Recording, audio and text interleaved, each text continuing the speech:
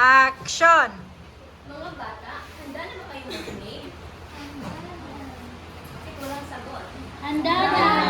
Okay. So matagal na panahon ang nakalipas, bago pa hinanganak ang iyong mga magulang, may dalawang mamayanan, ang Ilaya, tuktok sa bundok at hindi dito mapagmasid at higpit sa tradisyon. At ang Ilawod naman, sa paanan ng ilog, dito ay masaya, bukas ang pagbabago at malaya ang damdamin. Ngunit, kahit magkalapit ang lugar, hindi kailanman naging magkaibigan ang Ilaya at Ilawod. Sila ay matagal ng magkaaway, panahong nakalipas, may nagtatakdang ibalik ang kapayapaan ng Ilaya at Ilawod. Alam niyo ba kung sino at paano? Okay, so makinig at pagmasdan ng kwento ng pag-ibig sa gitna ng Ilaya at Ilawod.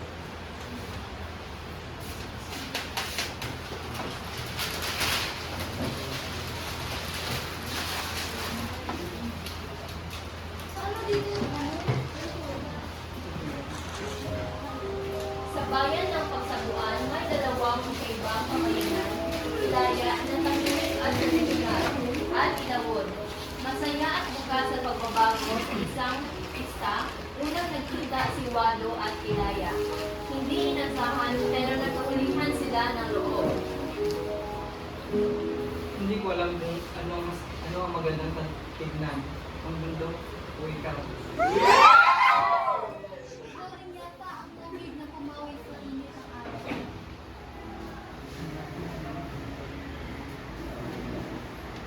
Habang tumagal, palihim silang nagkikita. Pinagtagpo sila ni Lino, kaibigan ni Wado, na nagtitira malapit sa hangganan ng Ilaya at Ilawod. Ngunit, nang malaman ng kanilang mga magulang, tutol ang lahat.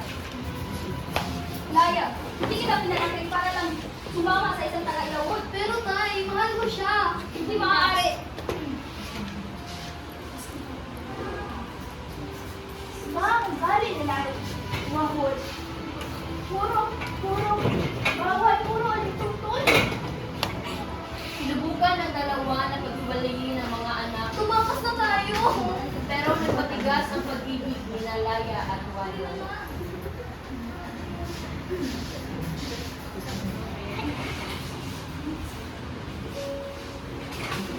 Nay, Nagdesisyon si Wado at Ilaya na hindi tumakas, kundi umarap sa kanilang mga magulang. Sa gitna ng Ilaya at Ilawod, naghanda sila ng simpleng salo-salo. Tahimik ang paligid na nagsimulang magsalita si Ilaya, hawak ang kamay ni Wado. tay, naibiyan na. Hindi po namin kayo kinakalaban. Ngunit hindi rin po namin kailangang itago ang pagmamahalan namin. Kung hindi din po namin kailangang itago ang pagmamahalan namin. Ang gusto lang po namin, tanggapin ninyo ang aming pag-ibig. At sana rin po ang aming pag-ibig ay maging daan at panalangin para tayong lahat ay magkaunawaan. Hindi ko nasahan ang gusto ako sa Tagaylaya. Pero nung nakilala ko si Laya, ay para akong nasa aking tahanan. At hindi naman ako umalis sa amin. Kung aming pagmamahalan ay isang kasalanan, handa akong pagbayaran ito. Basta na, huwag niyong pipiliin ang tanging bagay na nagtuturo sa akin ng respeto, pangarap, at pananampalataya. Tahimik ang lahat, tumingin si Mang Dalisay kay Aling Ina. Unti-unti lumambot ang mga mata ni Mang Dalisay. Marahil, ganito maging malakas ng pag-iibigan. Marahil oras na para tayo ay magbago. Ang importante, masaya sila. Pero kung masira ang kanilang, masira ang magandaan ng kanilang pagmamahalan.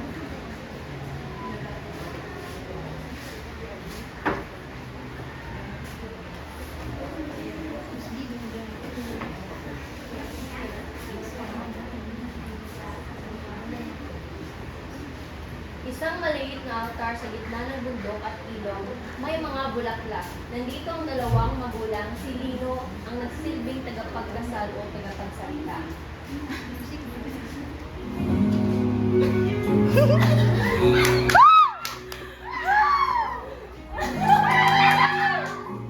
Gamitin sa uso mo naman. Uso din ang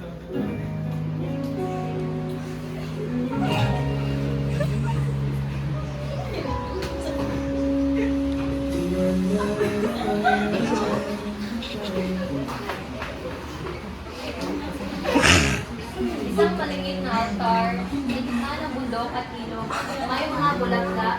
Nandito ang dalawang magulang. Si Lino ang nagsisilbing tagapagkasawa at tagapagsalita.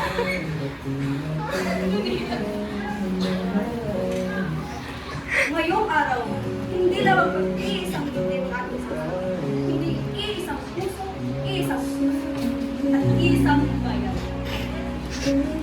Wado ng ilawot, laya ng ilaya, kayo ba ay handa na? Nagdagala na, parang nagbuto ng ako sa lahat. Oo naman. Handang-handa na. Hindi ko inaasahan ang babae na dinala ko sa pesta ay isang babae ang aking magsasama habang buhay. Mula ngayon, ikaw na ang aking tahanan. Kahit hindi ako marunong magluto, ay pangakong sisiguryan kong may pagkain tayo araw-araw. At kahit hindi rin ako marunong maglaba ng buti, ay sisiguraduhin ko mayroon kang damit at meron ka din kaya magkakaroon. Bago tayo magpapatuloy, ayon sa tradisyon ng ilaya at ilawot, ako'y magtatanong sa inyong lahat. Mayroon ba ang tumututok sa pag-ibig nilang dalawa? Ako. Kung meron, magsalita. O,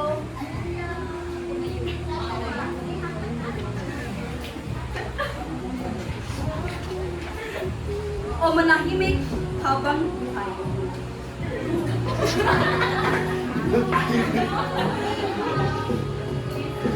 Kung ngayon, sa katahimikan ng lahat, kami nagpapasalamat. Ito'y tanda ng pag-ibig na nung itong lahat ng bayan ay tinatanggap ang kanilang pagmamahal. Sa harap ng kanilang mga magulang at ng bayan, kayo, Walo at Ilaya, ay opisyal na mag-asawa na. Mari na kayo magkalikan.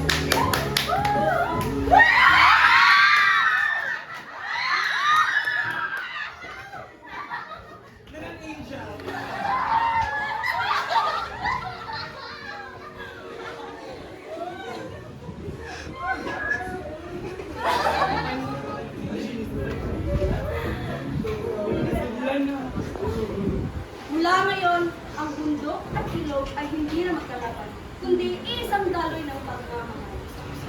Mabuhay ang bagong kasal! Buhay ang bagong kasal!